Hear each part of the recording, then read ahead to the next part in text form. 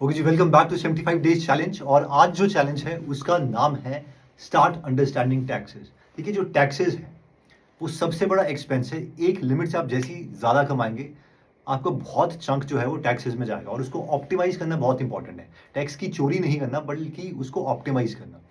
तो for example ये एक बुक है टैक्स के ऊपर जो कि सीए लोग पढ़ते हैं, और भी बुक्स हैं, उनमें से एक बुक ये है जिसमें टैक्स के रूल्स के बारे में लिखा है। और मैक्सिमम जो टैक्स रूल्स हैं वो यही बताते हैं कि किस तरीके से गवर्नमेंट आपको बिहेव करवाना चाहती है, कि आप उस तरीके से बिहेव करें तो आपको टैक्स में रिबेट मिल सकता है। तो धीरे धीरे, ऑब्वियसली हम स्टूडेंट नहीं बनेंगे और इतना आसान भी नहीं इनको पढ़ना, बहुत ज़्यादा टाइम लगता है, बट गोल ये है कि सिर्फ हम सीए के साथ कम्युनिकेट कर पाएँ और एटलीस्ट हमें वो रूल्स पता हो। 10 20 30 रूल्स हमें ऐसे पता होने चाहिए जिसको हम जानते हैं, जो ओवरऑल हमें काम आने वाले हैं, ताकि लाइफ में वो जो चीज़ें हैं उसको हम ऑप्टिमाइज कर सकें।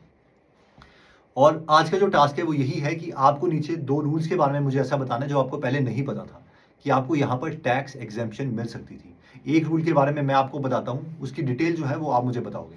तो सेक्शन 54 है इनकम टैक्स एक्ट का, जो कि 1961 में लिखा गया था।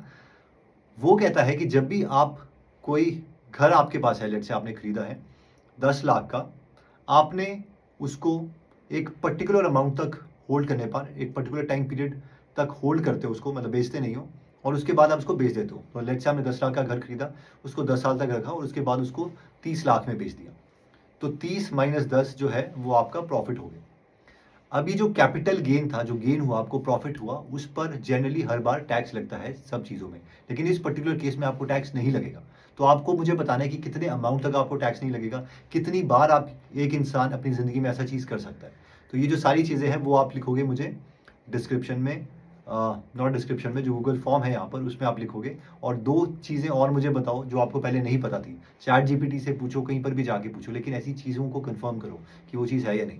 सो आई होप कल मिलते हैं 75 डेज चैलेंज में दोबारा से, लेकिन इस चैलेंज को आप प्लीज़ कंप्लीट कीजिएगा। जय हिंद।